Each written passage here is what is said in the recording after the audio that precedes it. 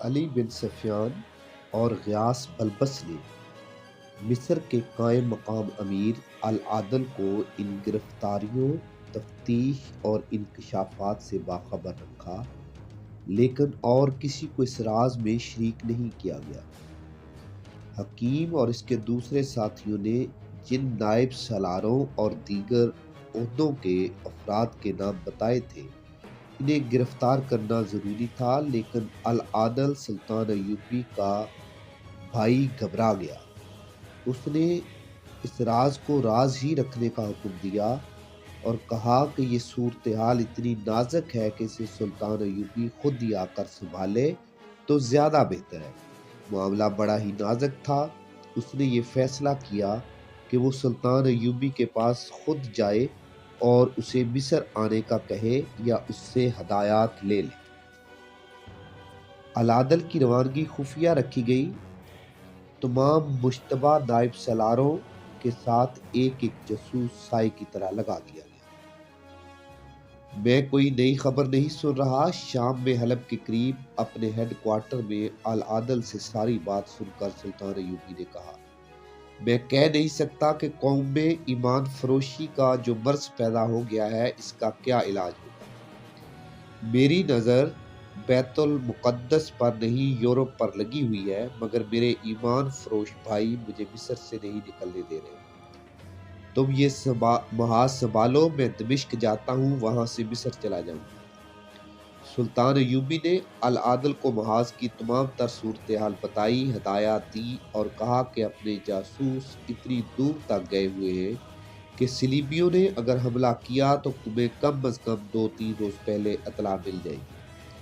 چھاپا مار جیش ہر وقت تیاری کی حالت میں رہتے ہیں۔ میں نے انہیں حملے کے ممکنہ راستوں کے ارد گرد چھپا رکھا ہے۔ تازہ اطلاعات یہ ہیں کہ صلیبی حملہ نہیں کریں گے۔ اگر میری غیر حاضری سے وہ فائدہ اٹھانے کی سوچ لیں تو گھبرانا نہیں، قلعہ بند ہو کر نہ لڑنا، دشمن کو آگے نہ آنے دینا، پہلا وار دشمن کو کرنے دینا، بے شک پیچھے ہٹ جانا، زمین موزوں ہے، بلندیوں پر قبضہ رکھنا۔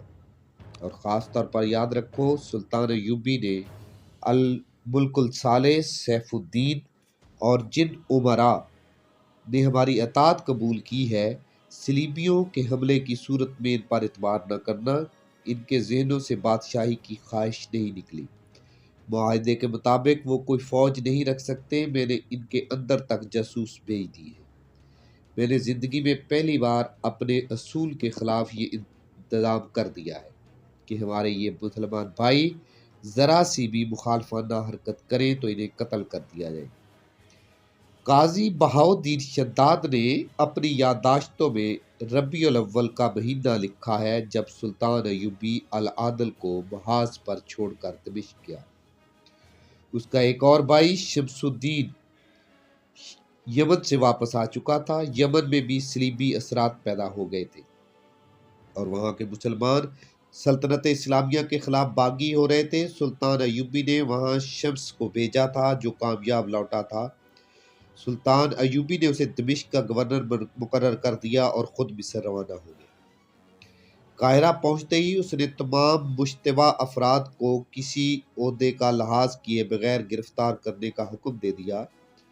ان کی گرفتاری کے اگلے روز اس نے وہ تمام سونا اور خزانہ پریڈ کے میدان میں رکھوایا جو غار سے برآمد ہوا تھا۔ اس وقت تک جتنی صلیبی لڑکیاں پکڑی جا چکی تھیں اور اب جو پکڑی گئی تھیں، انہیں خزانے کے انبار کے قریب کھڑا کیا گیا۔ ان میں حکیم بھی تھا، نائب سالار بھی تھے اور کماندار بھی، سب زنجیروں میں بندھے ہوئے تھے۔ مصر میں جتنی فوج تھی اسے ان کے قریب سے گزر کر میدان میں کھڑا کیا گیا۔ سلطان ایوبی گھوڑے پر سوار ہو کر آیا اور فوج کے سامنے رکا۔ مجھے بتایا گیا ہے کہ تمہیں حکومت کے خلاف اکسایا جا رہا ہے، سلطان ایوبی نے بلند اور گرجدار آواز میں کہا۔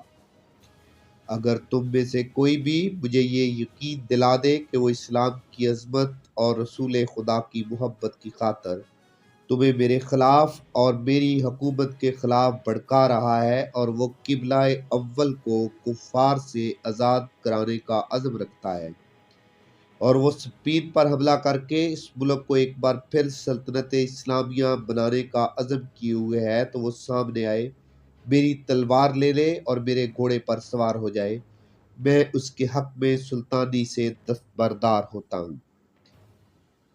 ہر طرف سناٹا طاری ہو گیا۔ سلطان ایوبی پیچھے کو مڑا اور ملزموں سے کہا، میری جگہ لینے والے تم میں ہیں، وہ کون ہے آگے آئیں۔